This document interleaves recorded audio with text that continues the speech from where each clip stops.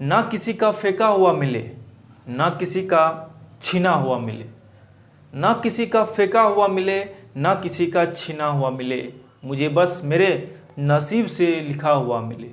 ना मिले ये भी तो कोई गम नहीं, ना मिले ये भी तो कोई गम नहीं, मुझे बस मेरे मेहनत का किया हुआ मिले। नमस्कार दोस्तों, आप लोगों का बहुत बहुत स्वागत है आपके अपने YouTube चैनल स्टडी फाइंड में। मैं हूं आपके साथ अमरजीत कुमार। दोस्तों, पिछले क्लास में हमने आप लोगों को मतलब प्राचीन भारत पर विदेशी आक्रमण के बारे में जो है मतलब पढ़ा दिया था। ठीक है दोस्तों, तो आज की क्लास में हम लोग जो है पढ़ने वाले हैं जैन धर्म और बौद्ध धर्म के बारे में। पूरा विस्तार से, पूरा डिटेल से पढ़ाने वाला हूं, तो आप लोग जो है इस वीडियो को लास्ट तक देखिएगा। और शुरू करने से पहले आप लोगों से एक छोटी सी रिक्वेस्ट है कि अगर आपने हमारे YouTube चैनल स्टडी फाइंड को सब्सक्राइब नहीं किया है तो प्लीज़ आप हमारे YouTube चैनल स्टडी फाइंड को सब्सक्राइब कर सकते हैं। तो आइए आज की क्लास स्टार्ट करते हैं। तो सबसे पहले हम लोग जो है जैन धर्म और बौद्ध धर्म के बारे में पढ़ने वाले हैं। जैन धर्म और जो है बौद्ध धर्म के बारे में पढ़ेंगे। ठीक है दोस्तों, अब इससे पहले मैं आप लोगों को एक चीज़ इनकी बता दूं, मतलब जो है अभी इनकी 600 ईसा पूर्व भी अभी चल रही है, अभी महाजनपद काल ही चल रही है। और हमने आप लोगों को पिछले क्लास में समझाया था कि 600 ईसा पूर्व में पहली बार कृषि कार्य में लोहा का उपयोग हुआ था। हमने यह बात जो है आप लोगों को पिछले क्लास में समझा दिया था। और साथ ही साथ 600 ईसा पूर्व के काल को हम लोग धर्म का काल कहते हैं। क्या कहते हैं? 600 ईसा पूर्व के काल को धर्म का काल कहते हैं। इस काल में जो है बहुत सारे धर्म की उत्पत्ति हुई। इस काल में बहुत सारे धर्म जो है आए गए, लेकिन उनमें से जो महत्वपूर्ण धर्म है वह जैन धर्म और बौद्ध धर्म है। जी हाँ दोस्तों, इन दोनों धर्म से जो है बहुत सारे क्वेश्चन पूछे जाते हैं। तो आज में हम लोग जो है इस जैन धर्म के बारे में पढ़ेंगे और बौद्ध धर्म के बारे में। सबसे पहले अपना लोग पढ़ते हैं जैन धर्म के बारे में। क्या पढ़ने वाले हैं? पहले पढ़ लीजिए जैन धर्म के बारे में। जैन शब्द जो है इसकी उत्पत्ति कहाँ से हुई? तो जैन शब्द की उत्पत्ति जीन शब्द से हुई। किस शब्द से हुई? जीन शब्द से हुई। जैन शब्द की उत्पत्ति जीन शब्द से हुई और इसका अर्थ होता है विजेता। क्या होता है इसका अर्थ? विजेता। अब विजेता कहने का सेंस ये नहीं कि किसी युद्ध में विजय पा लेना, बल्कि अपने इंद्रियों पर विजय पाना। अपने इंद्रियों पर विजय पाने का सेंस ये हुआ कि इस धर्म में जो है कहा गया है कि अगर तुम अच्छे कर्म करते हो तो तुम जो है अपने इंद्रियों पर तुम जो है इनकी विजय पा लेगा। फॉर एग्जाम्पल, इस धर्म में ऐसा कहा गया है कि अगर कहीं पे तुमको अगर मोक्ष की प्राप्ति करनी है तो किसी जंगल में जाओ और वहाँ पे जो है भयंकर तपस्या करो। उससे जो है तुम क्या बन जाओगे? उससे तुम बन जाओगे जीन बन जाओगे और उससे जो है आप इनकी विजेता बन जाओगे। यह कहना हुआ किस धर्म का? यह कहना हुआ जैन धर्म का। इसलिए जो है यह धर्म बहुत ही कष्टदायी था। इस धर्म में ऐसा भी कहा गया है कि अगर तुम शाम के टाइम में मुंह खोल कर मत सोया करो। इससे कारण जो है कि अगर मच्छर तुम्हारे मुंह में चली जाती है, अगर वो मर जाती है तो वह तुम्हारा इनकी पाप हुआ, यानी कि तुम जो है भयंकर पाप कर रहे हो। इसमें ऐसा कहा गया है कि तुम्हारे हाथ से किसी भी जीव की हत्या ना हो। अगर तुम हत्या करते हो तो तुमको जो है मोक्ष की प्राप्ति नहीं होगी। ठीक है दोस्तों, इसमें जो है कहा गया है अगर स्वादिष्ट खाना बना है तो उस खाना को नहीं खाना है। स्वादिष्ट खाना बना है तो उस खाना को नहीं खाना है, बल्कि तुमको जो है सादा भोजन करना है, मतलब फल फूल कंदमूल सब खाना है। ऐसा कहा गया है जैन धर्म में। और जो है इस धर्म में जो है एक बात और कही गई है, इसमें कहा गया है अगर तुम जो है नया गाड़ी खरीदे हो, फॉर एग्जाम्पल के तौर पे हम कहते हैं, अगर आप लोग नया गाड़ी खरीदे हो तो उसमें जो है अगर तुम चाहते हो कि उस गाड़ी से एक्सीडेंट ना हो तो किसी न किसी एक का जो है बलि देना पड़ेगा। ऐसा कहा गया है जैन धर्म में। इसलिए जो पहले ज़माने के लोग अगर कहीं पे पुल्ला बनता था, उसमें जो है किसी न किसी की हत्या कर दिया जाता, उसको जो है अंडरग्राउंड कर दिया जाता है। ऐसा अब नहीं है, अब जो है अंडरग्राउंड करने का तो मतलब एक मैनेजर को जो है अंडरग्राउंड कर देगा। अब ऐसा बात नहीं है। वो पहले ज़माने में आप लोग इनकी सुनते होंगे यह बात, अभी ऐसा बात नहीं है। अब जो है बहुत आगे बढ़ चुकी है दुनिया, इसलिए जो है अब ऐसा बात नहीं है। तो हमने आप लोग को समझा दिया गया है कि जैन धर्म जो है बहुत ही कष्टदायी धर्म होता है, ठीक है।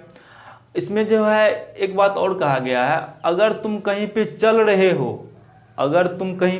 रहे हो तो देखते देखते चलो कि कोई सामने इनकी पैर के नीचे जो है कोई की चूटा ना आ जाए, उससे अगर उससे तुम्हारे पैर से अगर वो इनकी चींटी की मृत्यु हो जाती है, तुम जो है बहुत भयंकर पाप कर रहे हो और उसका फल जो है तुमको मिलेगा, और इससे जो तुमको मोक्ष की प्राप्ति नहीं होगा। वो कहा गया है जैन धर्म में।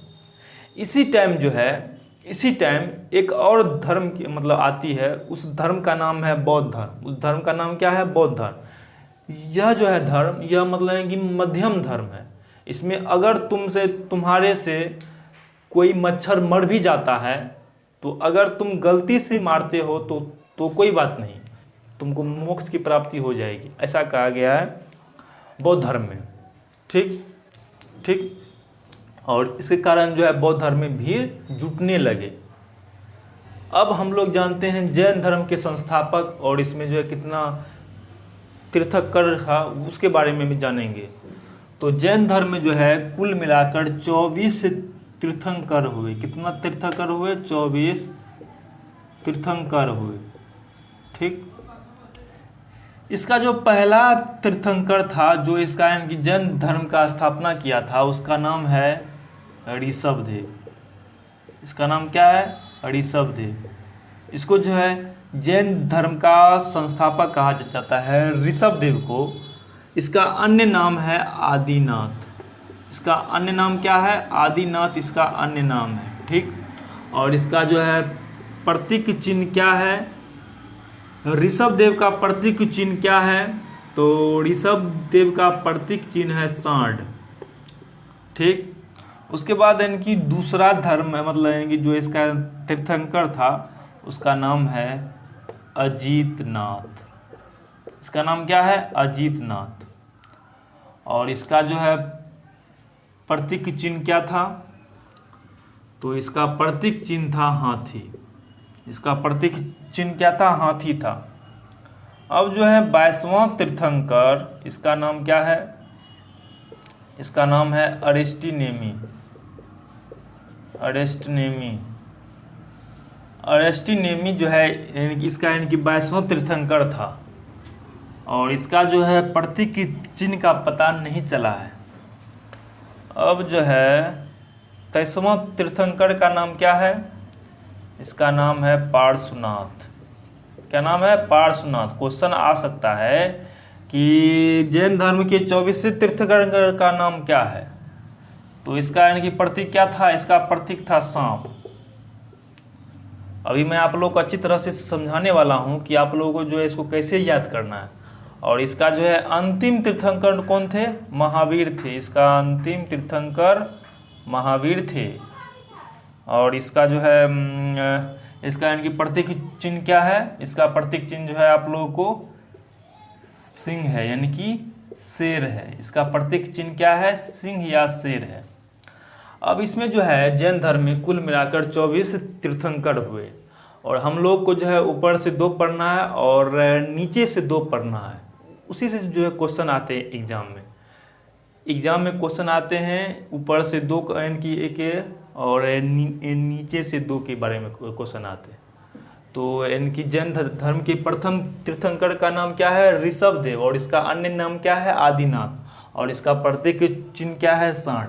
अब ये प्रतीक कहने का मतलब क्या हुआ? इसका मतलब क्या हुआ इनकी प्रतीक कहने का मतलब? जैसे आप लोग इनकी जानते होंगे कि हिंदू धर्म में बसहा बैल किसका प्रतीक है? तो भगवान शिव का प्रतीक है ना, शिव का प्रतीक। चूहा किसका प्रतीक है? गणेश जी का प्रतीक है। उसी प्रकार जो है इस इनकी प्राचीन काल में जो है सांड जो है ऋषभदेव का प्रतीक था। मतलब उस टाइम के मंदिर में अगर कहीं पर भी इनकी सांड का रहता था फोटो, तो उसका मतलब था वह जो है ऋषभ देव का प्रतीक, मतलब यानी कि प्रतीक था। ठीक उसी प्रकार अगर उस टाइम के मंदिर में शेर का अगर फोटो रहता था तो उसका मतलब हुआ कि उस टाइम जो है महावीर का वो प्रतीक है। मैं उम्मीद करता हूँ आप लोग जो है इतना क्वेश्चन मतलब जो इतना आप लोग को समझ में आ गया होगा।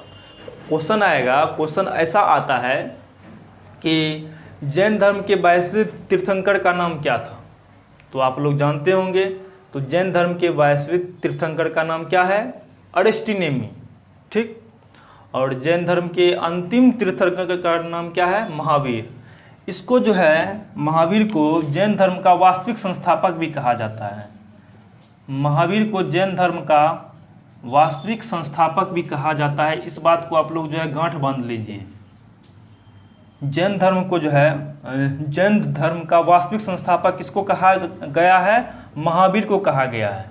ठीक, अब जानते हैं मतलब है कि महावीर के बारे में जानेंगे अभी, और उसके बाद जानेंगे गौतम बुद्ध के बारे में जानेंगे पूरा विस्तार से।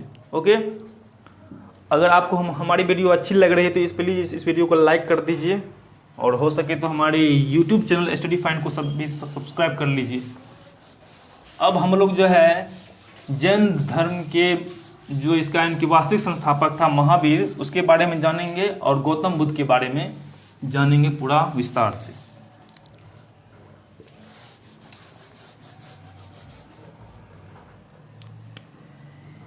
पहला में लिखते हैं गौतम बुद्ध।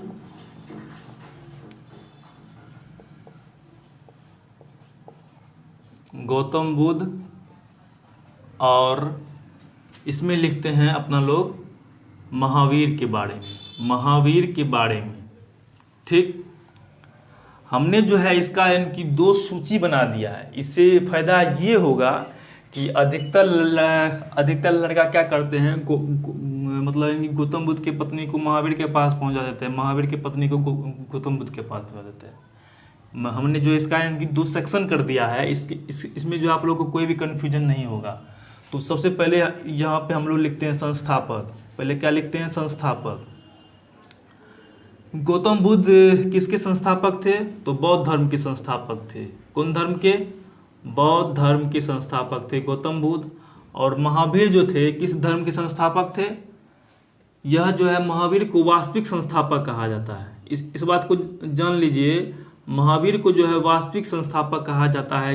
कौन से धर्म का? तो जैन धर्म का। जैन धर्म का की वास्तविक संस्थापक किसको कहा गया है? महावीर को कहा गया। क्वेश्चन कह देगा कि जैन धर्म का संस्थापक कौन था, तो उसमें कौन होगा? उसमें होगा ऋषभ देव होगा। अगर वही कह देगा कि जैन धर्म का वास्तविक संस्थापक कौन था, तो उसमें जो है महावीर होगा। इसको जो है आप लोग जो है कॉन्सेप्ट कर लीजिए, कॉन्सेप्ट क्लियर कर लीजिए कि जैन धर्म का वास्तविक संस्थापक महावीर है और जैन धर्म का संस्थापक जो है ऋषभ देव है। ठीक, उसके बाद जानते हैं इसके बचपन का नाम। इसके बचपन का नाम जानते हैं। तो गौतम बुद्ध के बचपन का नाम क्या था? गौतम बुद्ध के बचपन का नाम था सिद्धार्थ। क्या नाम था? गौतम बुद्ध के बचपन का नाम था सिद्धार्थ, और महावीर के बचपन का नाम क्या था? वर्धमान था। महावीर के बचपन का नाम वर्धमान था। ओके, अब देखिए नेक्स्ट आते हैं इसके माता पिता का नाम। इसके माता और पिता का नाम क्या था? ठीक, तो गौतम बुद्ध के माता का नाम था महामाया। महामाया, और पिता का नाम क्या था? पिता का नाम था शुद्धोधन। शुद्धोधन। ठीक, गौतम बुद्ध के माता का नाम था महामाया और पिता का नाम था शुद्धोधन, और महावीर के माता का नाम था त्रिशला, और पिता का नाम था सिद्धार्थ। अब ये यहाँ पे एक बात आप लोग इनकी गौर कीजिएगा कि गौतम बुद्ध का इनकी बचपन का नाम है सिद्धार्थ और महावीर के पिताजी का नाम है सिद्धार्थ। इसमें जो है आप लोग कंफ्यूज मत होइएगा।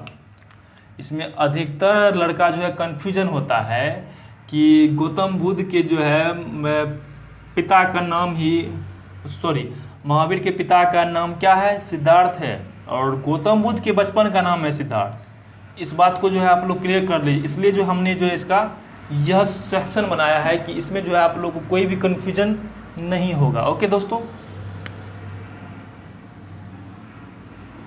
अब आते हैं इसके संतान के बारे में।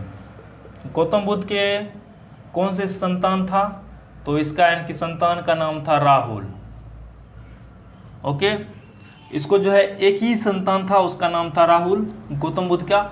और महावीर का जो है कौन सा पुत्री था? इसके पुत्री का नाम है प्रियदर्शिनी। प्रियदर्शिनी,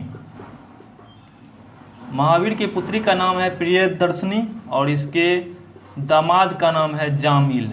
जामिल या जमाली, जामिल या फिर इसको जो है कहीं कहीं पर जो है जमाली भी कहा जाता है, जमाली।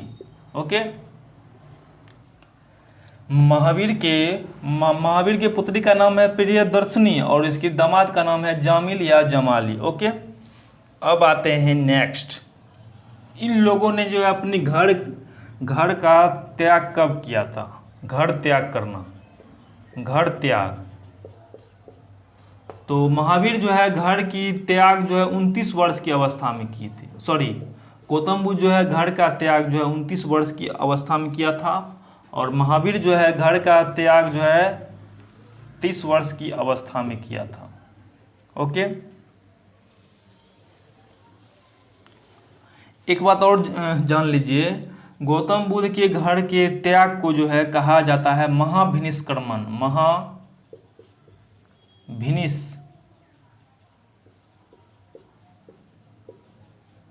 महाभिनिष्क्रमण। ओके, क्वेश्चन आएगा कि गौतम बुद्ध ने महाभिनिष्क्रमण कब किया था? उसमें ऐसा नहीं रहेगा कि गौतम बुद्ध ने घर का त्याग कब किया था। इसमें ऐसा रहेगा क्वेश्चन में कि गौतम बुद्ध जो है महाभिनिष्क्रमण कब किया था? तो वह जो है 29 वर्ष की अवस्था में जो है अपने घर का त्याग किया था। कब किया था? 29 वर्ष की अवस्था में। और उसी में रहेगा महावीर जो है घर का त्याग कब किया था? तो महावीर जो है घर का त्याग 30 वर्ष की अवस्था में किया था। इस बात को आप लोग जो है गांठ बांध लीजिए, ठीक। अच्छा, इसमें एक बात और जान लीजिए, इसका जन्म कहाँ हुआ था? तो गौतम बुद्ध का जन्म कब हुआ था? 583 ईसा पूर्व में हुआ था, ठीक। गौतम बुद्ध का जन्म जो है 563 ईसा पूर्व में हुआ था, ठीक।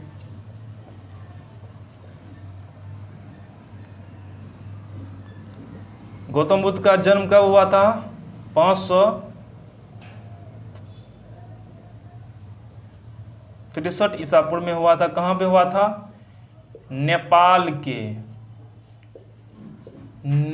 के कपिलवस्तु के लुम्बिनी नामक ग्राम में। कपिलवस्तु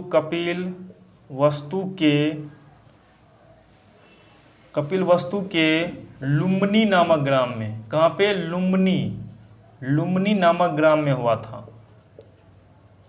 क्वेश्चन एक बार का आया हुआ था कि मतलब कि महात्मा बुद्ध जो है कहाँ के निवासी थे। क्वेश्चन आया था कि महात्मा बुद्ध कहाँ के निवासी थे। तो महात्मा बुद्ध जो है इसमें ऑप्शन था भारत, नेपाल, पाकिस्तान। तो आप लोग को इसमें क्या लग रहा है इसका आंसर? तो भारत जो है नेपाल के निवासी थे। अधिकतर लड़का जो है भारत में इनकी सही का निशान लगा दी, जो बिल्कुल गलत है।